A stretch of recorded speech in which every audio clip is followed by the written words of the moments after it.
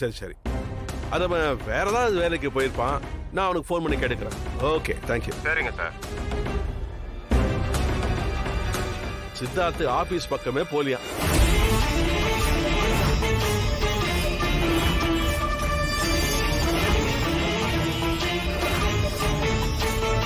அவரு போனே பண்ணலையா?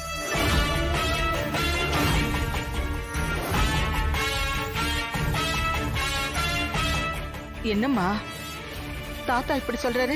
சித்தார்த் எங்கதான் போயிருக்கான்?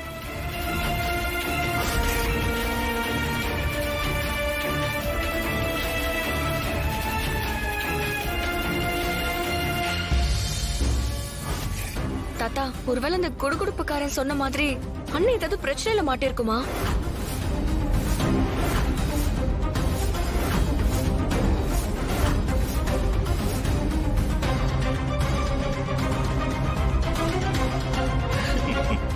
சித்தார்த்த காணமா.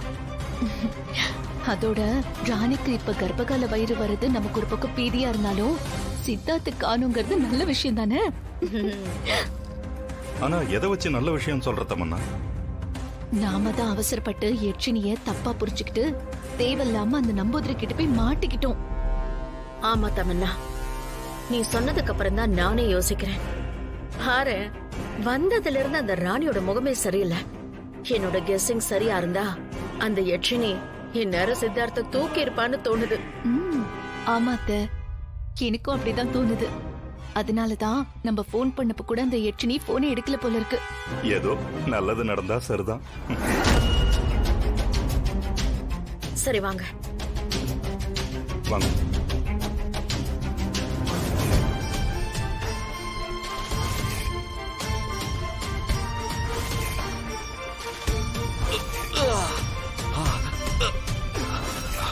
கடவுளே, இந்த வலியை என்னால தாங்கிக்க முடியல. வலி உயிர் போகுது.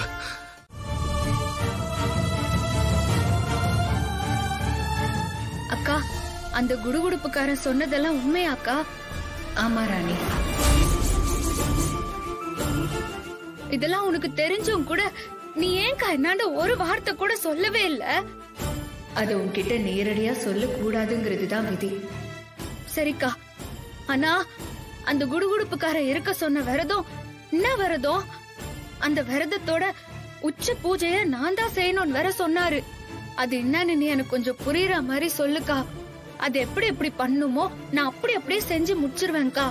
எப்படியாவது தாடிகாரன நீ சீக்கிரமா கூட்டின்னு வரதுக்கு நானும் இதெல்லாம் செய்ய ஆரம்பிச்சிருவேன்ல. அது நீ என் மூலமா தெரிஞ்சுக்க கூடாது ராணி. இன்னும் கொஞ்ச நேரத்துல நம்பூதிரியே வீட்டுக்கு வந்து அதுக்கான விளக்கத்தையும் விரதம் எப்படி இருக்கணுங்கிறதையும் அந்த உச்சக்கட்ட பூஜையை எப்படி முடிக்கணும்னு சொல்லுவாரு. ஆனா அவரு சொன்னதுக்கு அப்புறம் உனக்கு பயங்கரமா பயம் வந்துரும். என்னக்கா சொல்ற? பயமா? அப்படி என்னக்கா பயம்? நம்பூதிரி வீட்டுக்கு வந்துட்டு போனதுக்கு அப்புறம் உனக்கு எல்லாமே தெரிய வரும். நம்பூதிரி மூலமா அந்த விரதத்தை பத்தி நீ கேட்டு தெரிஞ்சுக்க வேண்டிய நேரம் வந்துருச்சு ராணி. நல்லதே நடக்கும். நம்பிக்கையோட இரு ராணி. எல்லா முக்கியமான விஷயங்களும் அவர் சொல்லுவாரு. நீ கீழே போய் காத்திரு.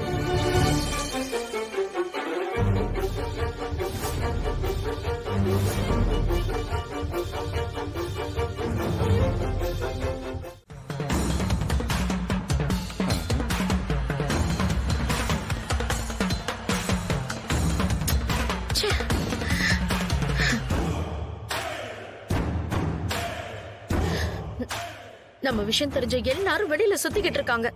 எப்ப யார் வந்து இந்த வீட்டுல விஷயத்த சொல்லி நம்ம 3 பேரையும் கம்பி என்ன வச்சிருவாங்களோன்னு பயமா இருக்கு. அக்கா, நம்பூதிரி, மச்சான், ஜான்சி, இதுல யார் முதல்ல வருவாங்கன்னு நம்ம அவன சீட்டு போட்டு பார்க்கலாமா? சித்தப்பா, உங்களுக்கும் இதுக்கும் சம்பந்தமே இல்லாத மாதிரி பேசிட்டு இருக்கீங்க. கொஞ்ச நேரம் வாயை மூடிட்டு அமைதியா இருங்க. நானும் மூடிக்கிட்டு இருக்கணும்னு தான் ட்ரை பண்றேன், முடியலையே. அந்த ஆளு விடு தம்மண்ணா. நேத்து ராத்திரி அந்த நர்ஸ் நம்மளுக்கு போன் பண்ணி சொல்லும் போது ஜான்சிய உங்க மாமனார் வண்டியில வச்சு கூட்டிட்டு போனாருன்னு சொன்னா. ஆனா இன்னைக்கு மத்தியானம் ஆயிடுச்சு. இது வரைக்கும் 2 பேரும் எங்க போனாங்க, என்ன ஆனாங்கன்னு எந்த தகவலும் இல்லையே. பத்தாததுக்கு அந்த யட்சினியோட போன் வேற சுவிட்ச் ஆஃப்ல இருக்கு. அக்கா, அதெல்லாம் கூட விடுங்க. காருக்குள்ள பேச்சு மூச்சு இல்லாம இருந்த நம்பூதிரி திடீர்னு எப்படிக்கா மாயமா மறைஞ்சாரு? அதுதான்க்கா இப்போ வரைக்கும் என் மூளைக்கு புரியாத புதிரா இருக்கு.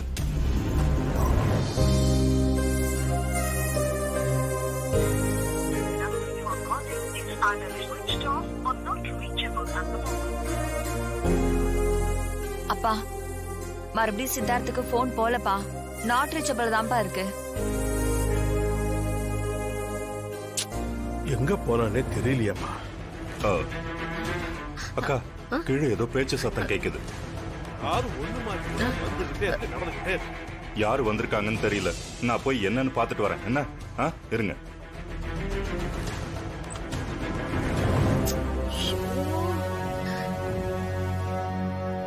யாரா இருக்கு? அவன் எப்பவும் இப்படி பண்ண மாட்டானே. எனக்கு என்னமோ ரொம்ப பயமா இருக்குங்க. இவங்க தான் பேசிக்கிட்டு இருக்காங்களா? நான் கூட வேற என்னமோ நினைச்சு பயந்து ஓடி வந்தேன். வளர், இன்னொரு தடவை ட்ரை பண்ணுமா? பாத்துட்டேம்மா, போன் போல. நான் என்ன பண்றது? தாத்தா, நம்பூதிரி வராரு.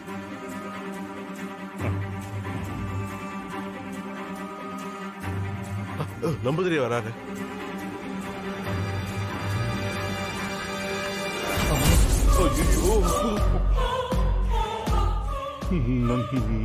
நம்பூதிரி இந்த ஆள் எப்படி இங்க வந்தான்?